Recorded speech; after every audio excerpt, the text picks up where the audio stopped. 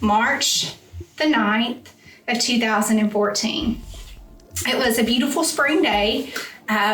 Blake had spent the night with a friend, and Brian and I was staying home that day, and he was going to go out and ride his motorcycle.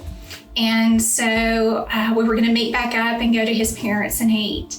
So he takes off, I say bye. He takes off on his motorcycle, and I'm just having a relaxing day. And I get a phone call. Actually, I get a text from a coworker, and it said, "Heather, I'm so sorry. I'm praying for you." And I thought, well, that's random, but okay, she must have the wrong Heather. And so I ignored it. 2 seconds later, I get another text that said, "Heather, I'm so sorry. I'm praying for Brian." And immediately I knew, okay, something's wrong.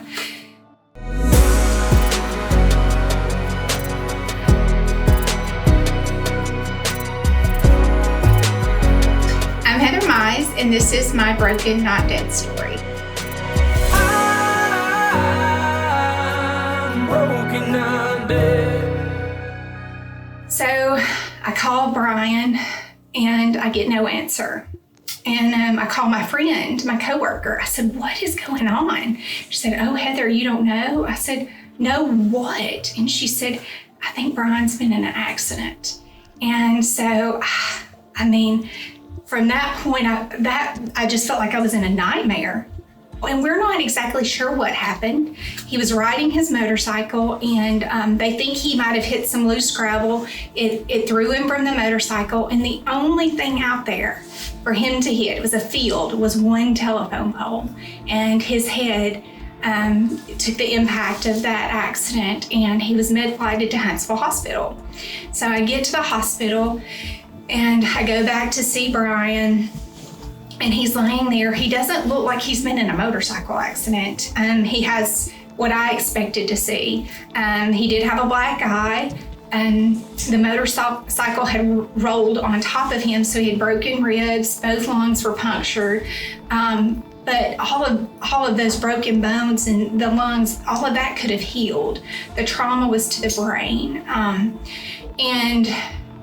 So they put us down in the waiting room because they needed to see the neurosurgeon so they could run some tests to see the severity of that damage. Dr. Pickett sat us down. This was on a Sunday.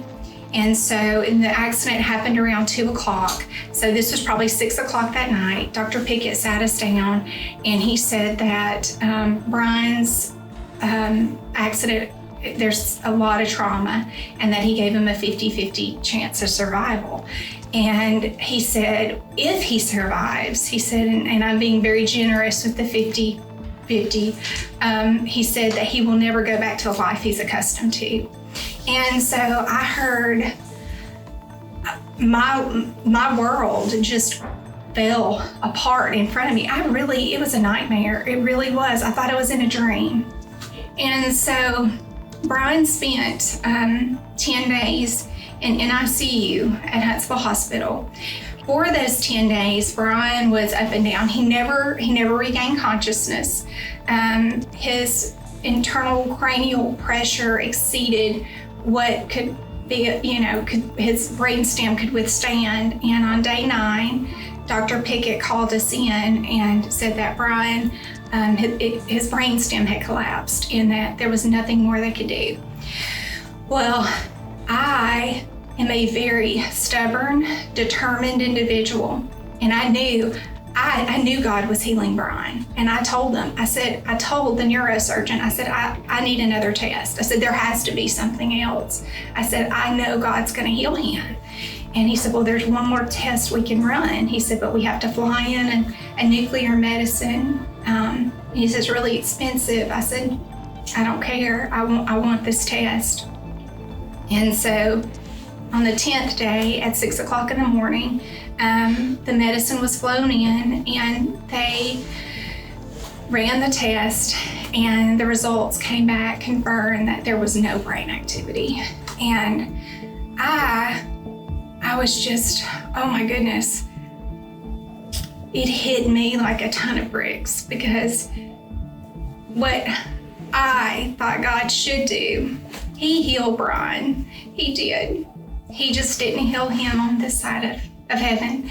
And so I knew he got me to this point, 10 days, he was going to carry me further.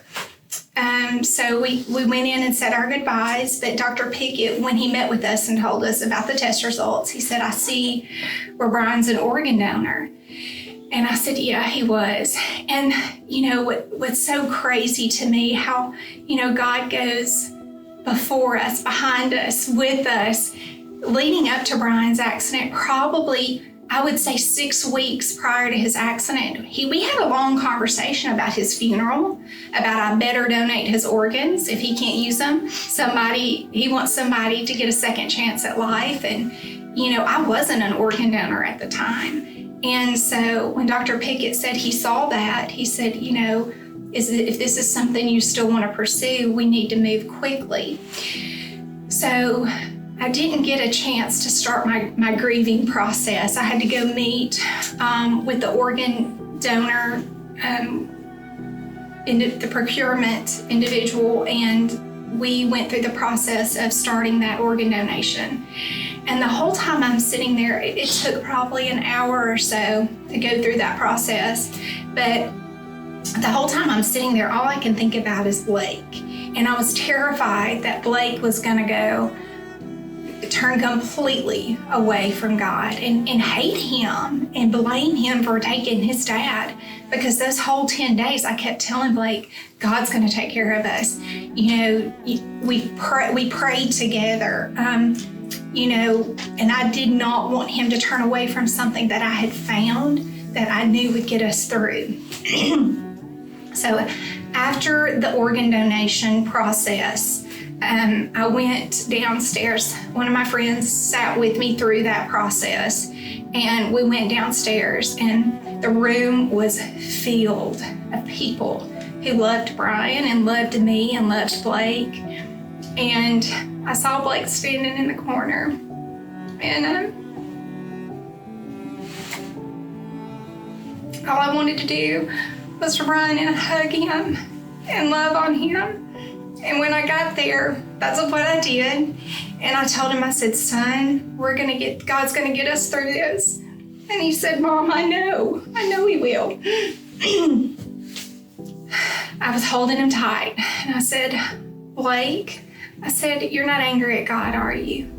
And he pulled me back and he looked at me and he said, Mom, no. He said, how could I be mad at God? He said, he wants Dad more than we do. And that right there, I just wanted to fall to my knees and thank God for that was confirmation that he will get us through this.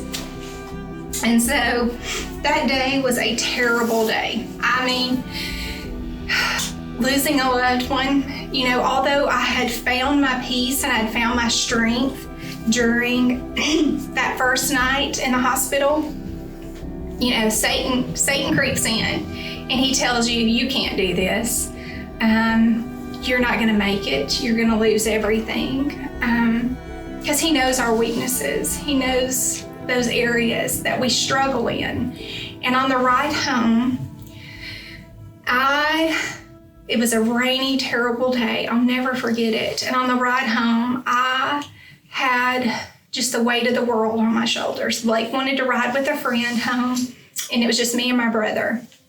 And it's the first time I'd really been alone in 10 days.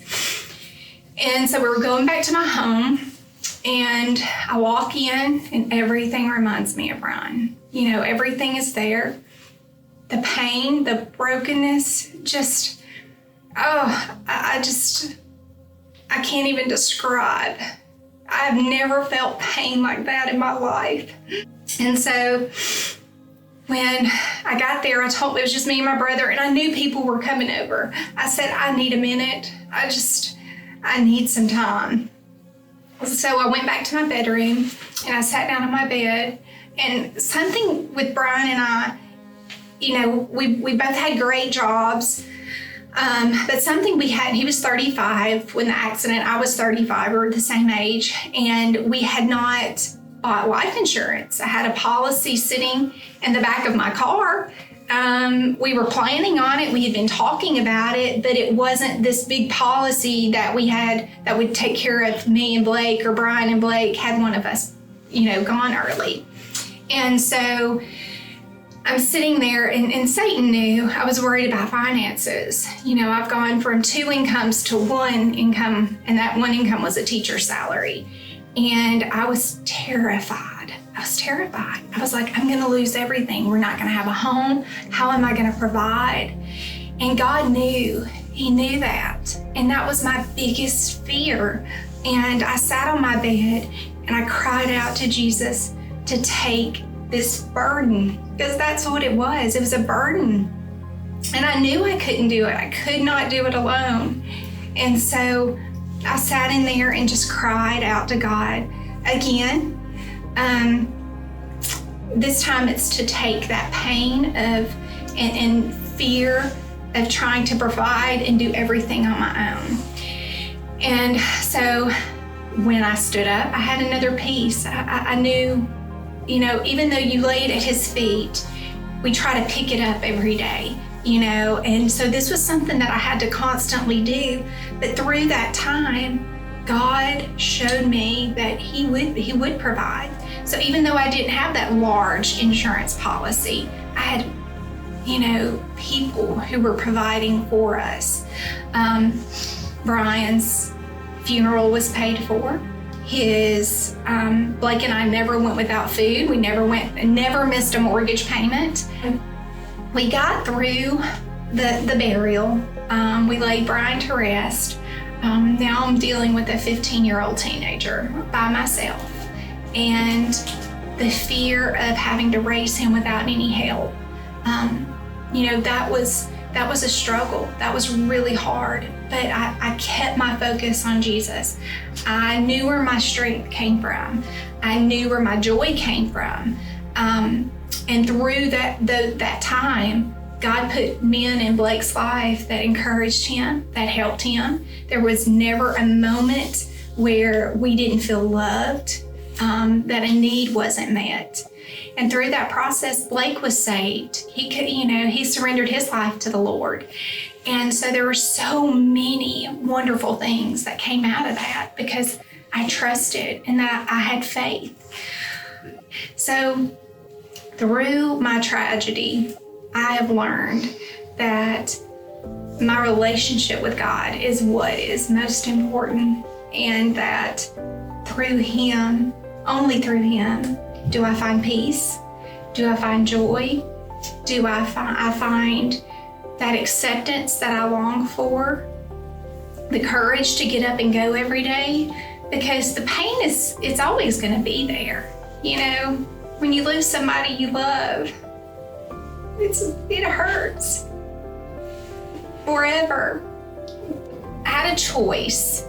When tragedy hit, I lost my income, I lost my husband, I lost my best friend, I lost my provider, my encourager. So I had a choice to dwell and blame and not thrive in life, just give up, really, because that's what happens to a lot of people.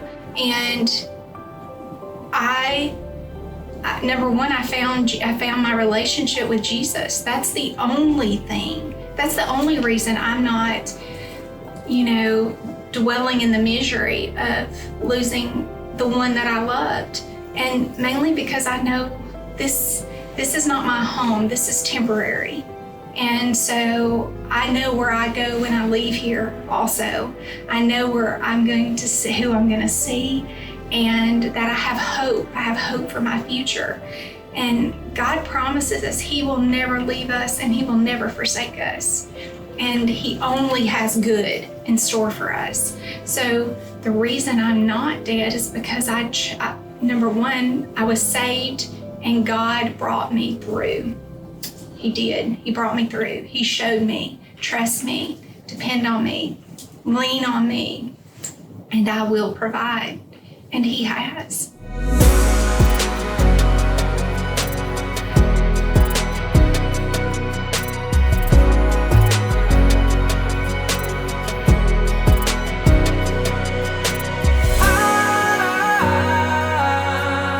broken, I'm dead.